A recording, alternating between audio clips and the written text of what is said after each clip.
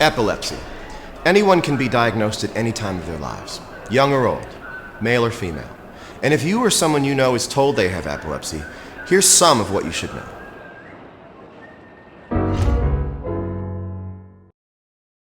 You're one of the hardest working advocates, honestly, for epilepsy that we have.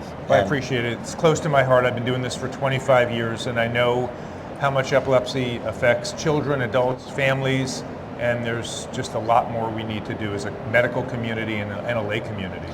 And there's every aspect of epilepsy and new therapies. There's so much that I could pick your brain about, but I want to talk about SUDEP for a second, because we all in the community, and as a parent of a child, he's 19, so as a grown man who has epilepsy, this is something that's in the back of, I think, most of our minds if we have even heard about it. But first, just tell people, what is SUDEP?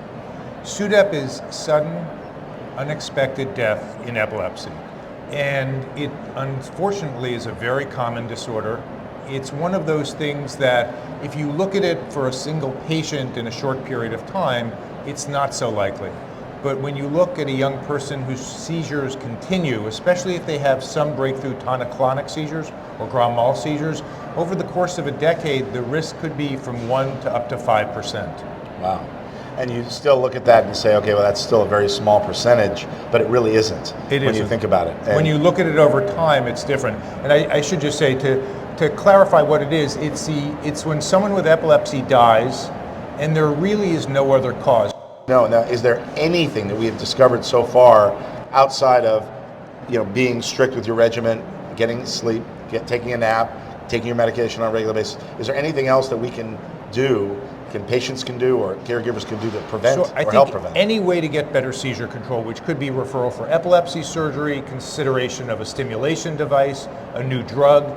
But in addition to those basic things, the other thing that has emerged from several studies, it's not absolutely proven, but we think it's probably true, is that some type of monitoring, if someone else is in the home or the apartment. So if you have a 30-year-old brother who lives in your apartment with you and he has occasional nocturnal seizures, then just even having a sound alarm, a baby monitor, literally may allow you to know that a seizure's occurred. And what we found from epilepsy monitoring unit studies and also from studies in England where people who have developmental disabilities live in a residential setting. And in those settings, they're closely monitored. Counselors go by, there are listening devices. The rate of SUDEP is extremely low.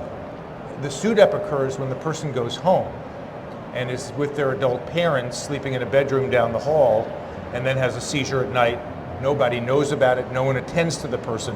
So in many cases, if there's a nocturnal seizure, probably simply stimulating the person, rolling them on the side, saying, "Greg, are you okay?" Very gently, just arouses them. And that arousal after a seizure may help instigate breathing again and prevent the cascade that leads to SUDEP. That is huge, what you just said. That's not something I knew about, honestly. If there's even the smallest chance of stopping the percentage of it happening. Exactly.